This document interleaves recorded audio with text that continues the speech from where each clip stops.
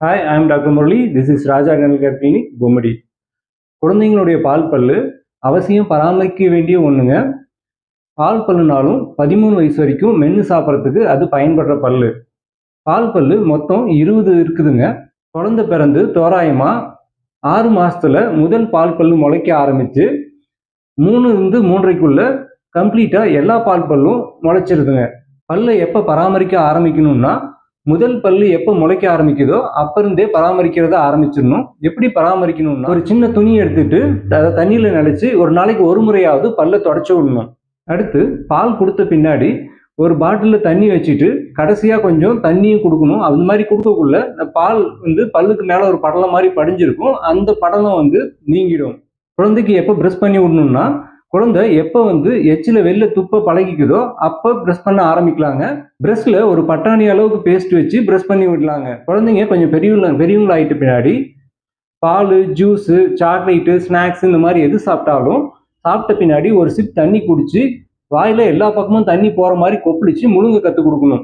அந்த மாதிரி பண்ணக்குள்ள நம்ம பல்லில் படலம் மாதிரி படிஞ்சிருக்கிறது க்ளீன் ஆகிடும். பெரியவங்களும் இந்த மாதிரி எது சாப்பிட்டாலும் சாப்பிட்ட பின்னாடி வாய் கொப்பளிச்சு முழுங்கிக்கலாங்க.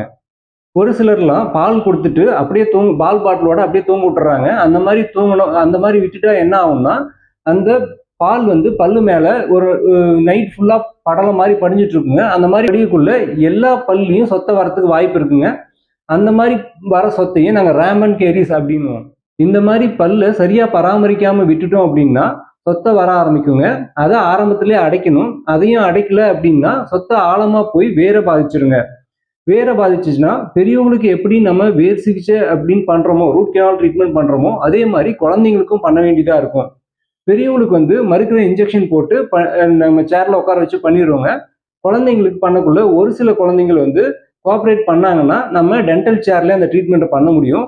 ஒரு சில குழந்தைகள் பயந்துட்டு கோஆப்ரேட் பண்ணல அப்படின்னா அவங்கள ஆப்ரேஷன் தியேட்டருக்கு கொண்டு போயிட்டு முழு மயக்கம் கொடுத்து இந்த ட்ரீட்மெண்ட் பண்ண வேண்டியதா இருக்கும். அந்த மாதிரி பண்ணக்குள்ள நார்மலா ஆகிற செலவை விட 2-3 மடங்கு அதிகமா செலவாகிறதுக்கு வாய்ப்பு இருக்குங்க. அதனால குழந்தைங்களை 6 மாசத்துக்கு ஒரு டைம் இல்ல வருஷத்துக்கு ஒரு டைம் ஆகுது நார்மல் டென்டல் செக்அப் பண்ணிட்டு சொத்தை சின்னதா ஆரம்பிக்கக்குள்ளேயே நம்ம ஈஸியா அதை அடைச்சிக்க முடியும்.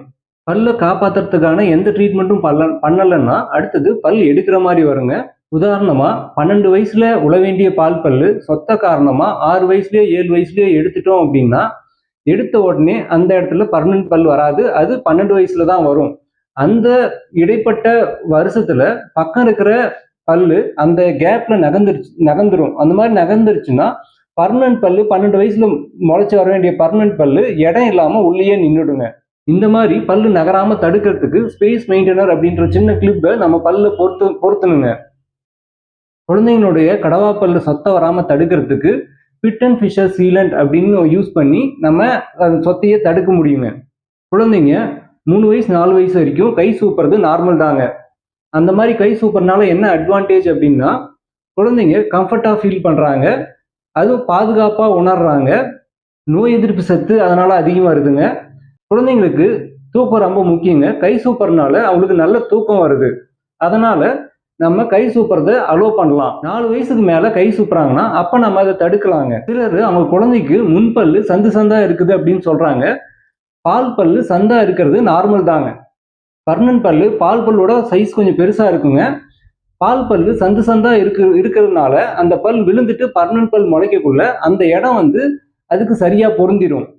குழந்தைங்க பல் வலிக்குது அப்படின்னாங்கன்னா அப்பத்திக்கு இன்ஜெக்ஷனோ மாத்திரையோ கொடுத்து அதை சரி கண்ட்ரோல் பண்ணலாங்க. ஆனால் அது பர்மனெண்டா சரியாகாது. இது வில்ற பல்லு தானே அப்படின்னு சொல்லி அதுக்கு ட்ரீட்மெண்ட் பண்ணாம விடக்கூடாதுங்க. கட்டாயம் அதுக்கு ட்ரீட்மெண்ட் பண்ணணும். உங்களுக்கு வேற ஏதாவது சந்தேகம் இருந்தால் கீழே இருக்க இந்த நம்பரை கான்டாக்ட் பண்ணுங்க. தேங்க்யூ.